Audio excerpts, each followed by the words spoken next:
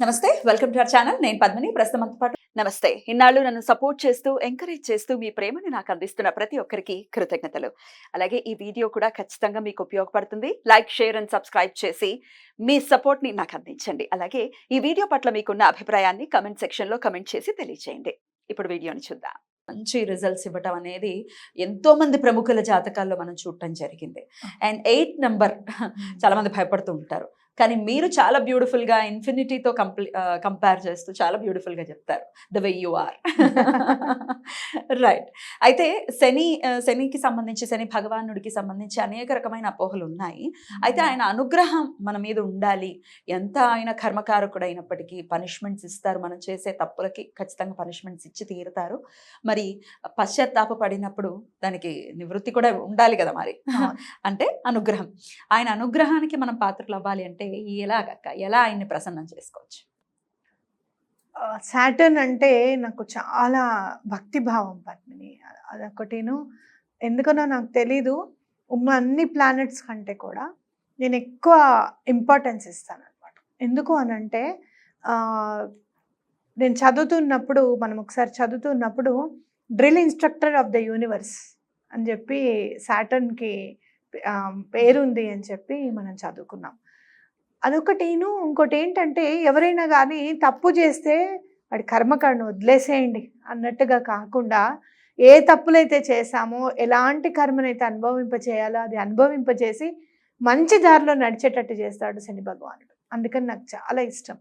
నిజంగా మనకి ఏదైనా ఏలినాటి శని వచ్చింది అన్నా కూడా, లేదు అర్ధాష్టమ శని ఏదైనా వచ్చిందంటే కూడా మనం చాలా అదృష్టవంతులం అనుకోవాలి. సంతోషపడాలి. ఎందుకంటే మనని కడిగేస్తున్నాడు. మన సోల్కి ఇప్పుడు బాహ్యంగా మనం మీద, శరీరం మీద ఉన్న మురికిని మనం తొలగించేసుకుంటాం. కానీ మనకి ఆత్మకి అంటే సోల్కు ఉన్న మురికిని తొలగింపజేస్తాడు శని భగవానుడు అని ఖచ్చితంగా చెప్పచ్చు. నాకు ఏలినాటి శని వచ్చినప్పుడు అందరూ చాలా భయపెట్టేశారు. ప్రాబ్లమ్స్ ఉంటాయి, అది ఉంటాయి, ఇది ఉంటాయి అని. నాన్న చనిపోయినప్పుడు ఇట్లా నాన్నగారు ఒక 1 year అయిందంటే స్టార్ట్ అయిందిగా, అదేంటి అట్లా అని అనుకోవడము. కానీ సడన్ గా చనిపోయారు.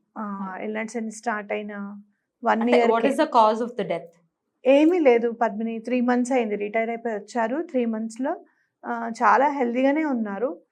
సడన్గా అల్సర్ ఫామ్ అయింది కడుపులో. అది గుర్తించలేకపోయారు అప్పుడు. ఇంకా కొంచెం ఇంకో 12-13 years బిఫోర్ కదా, తొందరగా గుర్తించలేకపోయారు డాక్టర్స్. దానివల్ల డయాబెటిక్ పేషెంట్ కాబట్టి అది ఎక్కువగా తొందరగా ఫామ్ అయిపోయింది అనమాట. అట్లా సడన్గానే చనిపోయారు. అట్లా రిలేట్ చేసేవారు. అమ్మ కూడా 2 years తర్వాత చనిపోయింది. అట్లా రిలేట్ చేసేవారు అనమాట. అయితే ఈ 7.5 years లోనే ఇవన్నీ జరిగాయి.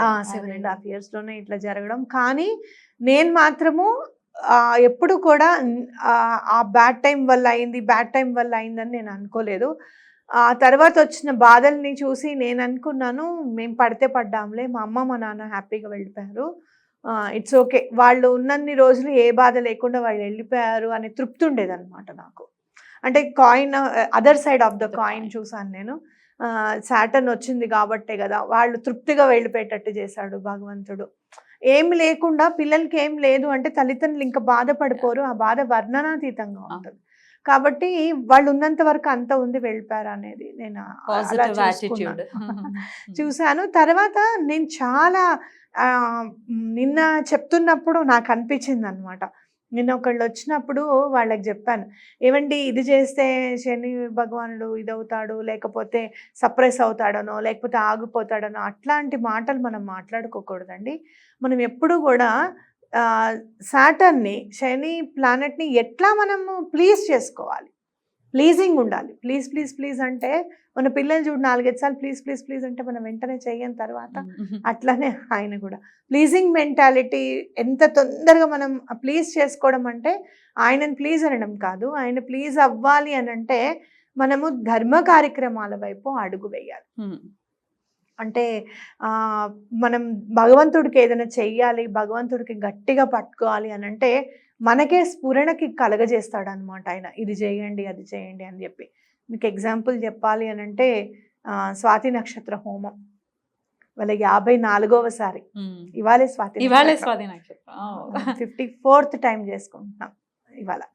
అంటే ఆగకుండా ఎక్కడ కూడా స్వామి దయ వల్ల అలా వెళ్ళిపోతుందన్నమాట ముందుకి.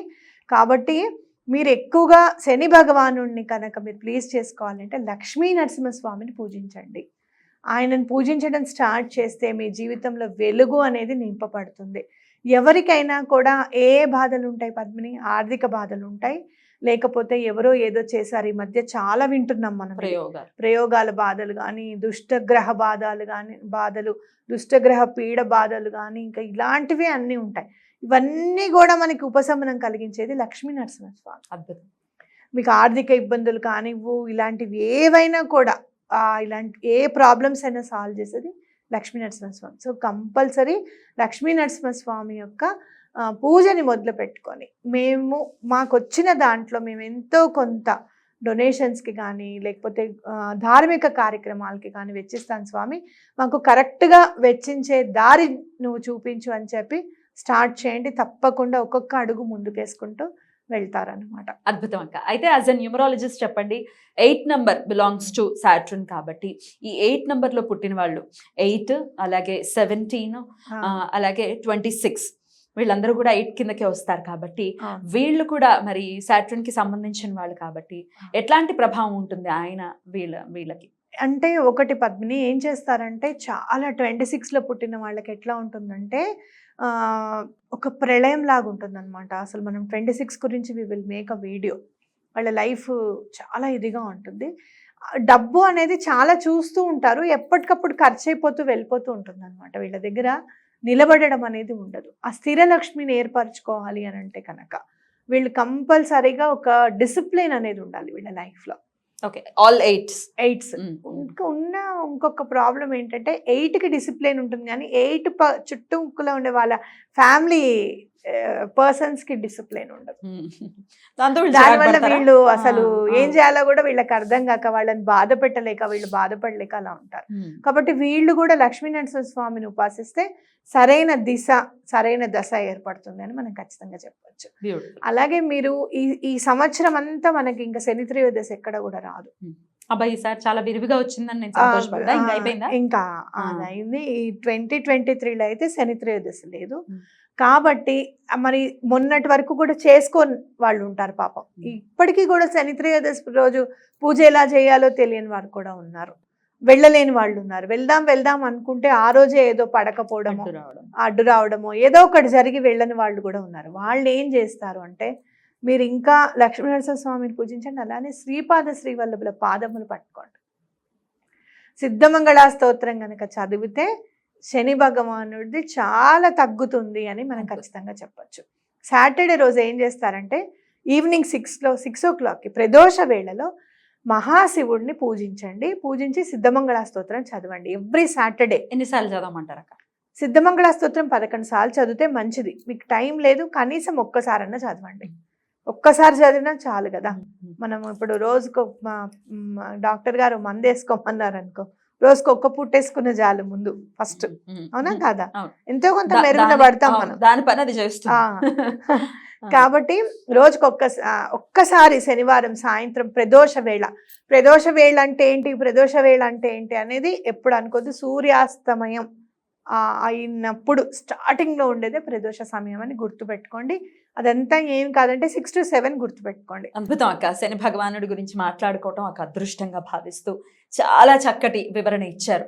ఒక ఆస్ట్రాలజికల్ గా ఎలా చేసుకోవచ్చు, అలాగే ఒక న్యూమరాలజిస్ట్ గా కూడా 8 numbers వాళ్ళు ఏం చేసుకోవచ్చు అనేది చాలా బ్యూటిఫుల్ గా చెప్పారు. నీలాంజన సమాభాసం రవిపుత్రం హిమాగ్రజం ఛాయామార్థాండ సంభూతం తం నమామి శనేశ్వరం. అద్భుతం. థ్యాంక్ యూ అక్క, థ్యాంక్ యూ సో మచ్. నమస్తే.